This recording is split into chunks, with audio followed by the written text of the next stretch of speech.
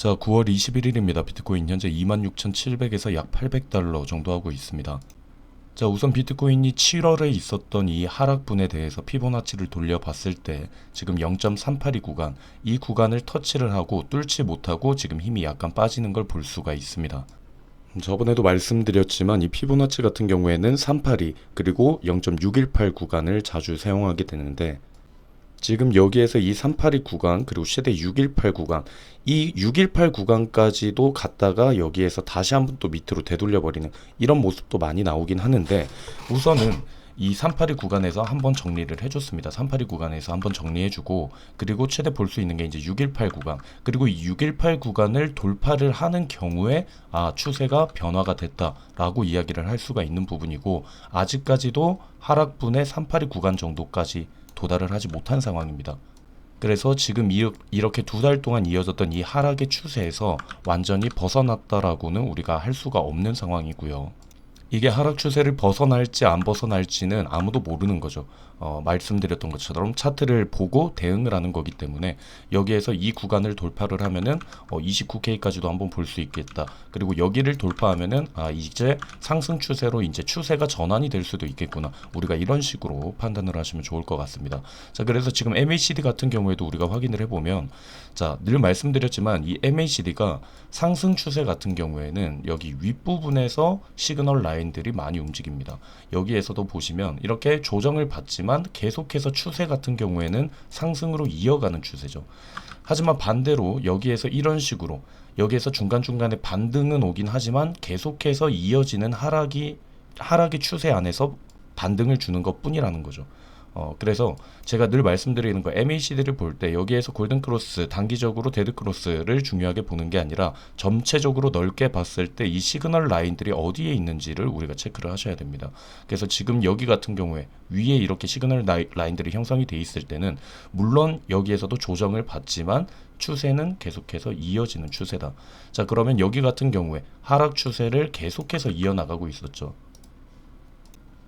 이런 식으로 아래쪽에서 시그널 라인이 계속해서 형성돼 있죠. 그러면 여기에서 하락분이 이어지고 중간중간에 분명 반등은 왔지만 아직까지도 계속해서 이어지는 형태였는 상황이었고, 이번 연초 같은 경우에는 이제 윗라인에서 계속해서 움직이는 거 볼 수 있죠. 그래서 이어가는 거, 여기에서 조정을 받지만 또 이어가고 이런 식의 움직임이 나오는 겁니다. 자, 그래서 지금 현재 있는 MACD를 우리가 체크를 해보면 여기 같은 경우에 이제 밑으로 워낙 크게 빠진 건 아니지만 아직까지도 이 하락 추세에서 벗어나지를 못했다는 겁니다. 그렇기 때문에 완벽하게 여기 상승 추세 위쪽으로 이 0라인에 이 50라인에 죄송합니다. 여기 가운데 0라인의 윗부분에서 시그널 라인이 움직여줘야 우리가 상승 추세로 이어서 볼 수 있다라는 겁니다. 그래서 여기에서 완벽하게 지금 이전에 골든크로스는 벌써 일어났고요. 여기에서 완벽하게 윗라인에서 시그널 라인이 형성이 돼야지만 추세가 좀 변경이 되지 않았나. 그래서 여기에서는 아직까지도 추세 라인을 벗어나지는 못했다. 하락 추세에서 벗어나지는 못했다라고 우리가 판단을 할 수가 있을 것 같습니다. 자, 일단 포지션 같은 경우에는 늘 말씀드리지만 줄 때 먹어라 라는 개념으로 계속하고 있습니다. 9월 18일이죠. 9월 18일 날 저는 일단 포지션 일부 롱 포지션을 종료를 했습니다. 늘 말씀드리지만 차트가 계속해서 올라가면은 한도 끝도 없이 올라갈 것 같고, 그리고 차트가 계속해서 내려가면은 한도 끝도 없이 내려갈 것 같습니다. 그렇게 차트만 보고 하는 게 아니라 미리 이전부터 계속해서 기준을 잡아야 된다라는 거죠. 그래서 저 같은 경우에는 여기 0.382 구간을 계속 체크를 했기 때문에 여기보다 조금 아래인 이 구간쯤에서 정리를 한번 해준 거라고 생각을 하시면 될 것 같아요.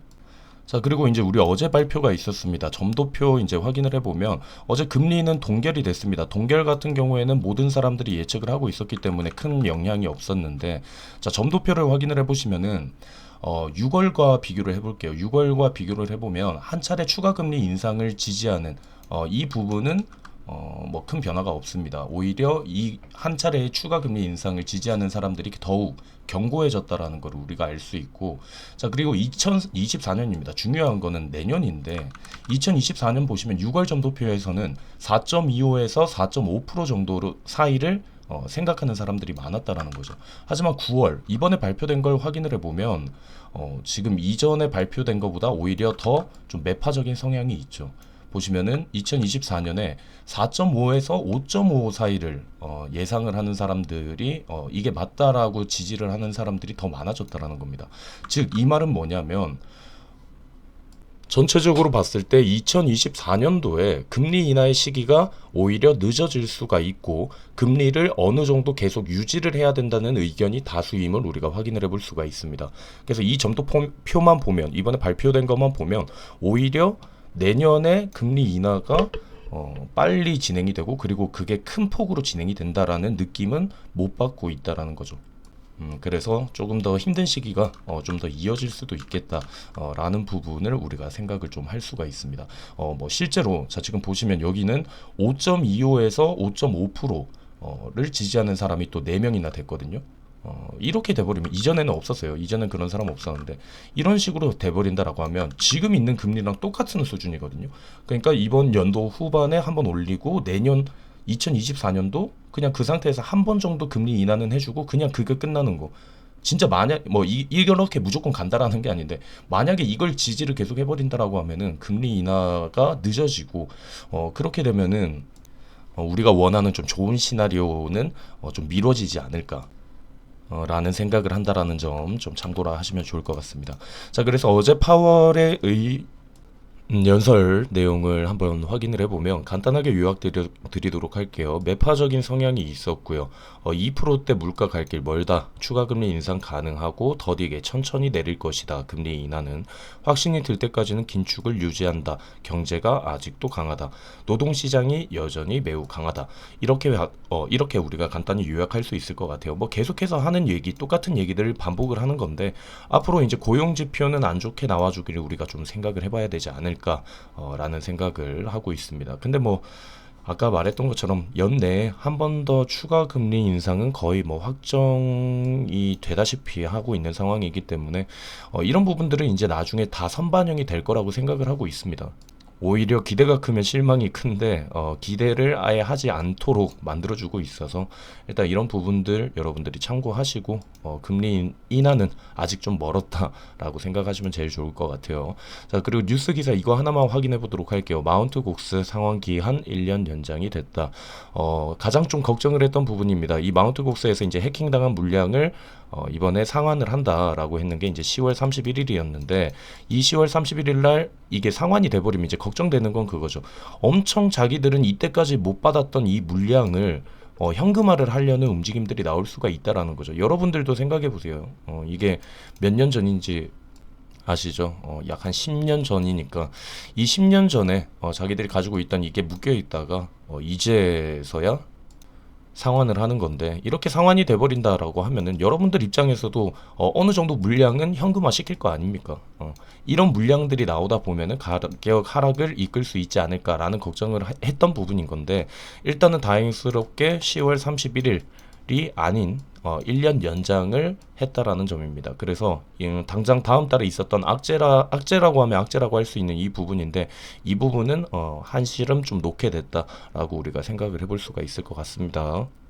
자, 일단 뭐 오늘 영상은 여기서 마무리를 좀 하도록 할게요. 뭐 주요한 내용은 이것들밖에 없을 것 같네요. 없을 것 같고 말씀드렸던 것처럼 제가 최근에 영상을 좀 안 올리기는 하지만 여러분들 이해 좀 해주시고 계속 저도 함께 투자를 하고 있다라는 점 참고해 주시면 될 것 같습니다. 실제로 보시면 뭐 지금 대회도 계속해서 하고 있고 실질적으로 투자는 계속하고 있으니까 그리고 제가 유튜브를 찍을 시간이 좀 없을 뿐이지 말씀드렸던 것처럼 계속해서 저희 채팅방에서는 함께 이렇게 다 하고 있으니까 무료방도 있습니다. 무료방도 있으니까 여러분들 꼭 유료방 오라는 게 아니라 무료방도 여러분들이 참고하셔서 이런 정보들 여러분들이 유익한 정보들 받아가시면 좋겠습니다. 자, 일단 오늘 영상은 여기에서 마무리하도록 하고 이제 연휴도 이제 다음 주면은 오죠. 그 전에 좀 우리에게 기쁜 소식이 왔으면 좋겠네요. 그래서 최대한 빠른 정보들, 중요한 이슈들이 있으면은 그때마다 영상으로 여러분들께 찾아뵙도록 하겠습니다. 일단 오늘 영상은 여기에서 마무리하도록 할게요.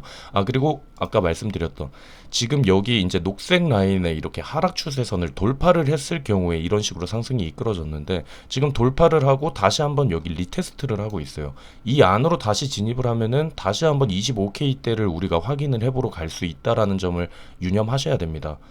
그렇기 때문에 이 라인에 안으로 다시 진입을 하는지 이런 부분들 계속해서 좀 체크를 해주셔야 돼요. 그 구간이 26.6K 정도 됩니다. 이 구간 밑으로 내려가기 시작하면은 다시 한번 여기 있는 바닥까지도 우리가 다시 한번 테스트를 하러 갈 수 있다라는 점을 여러분들이 참고하시면서 투자 임하해 주시면 감사하겠습니다.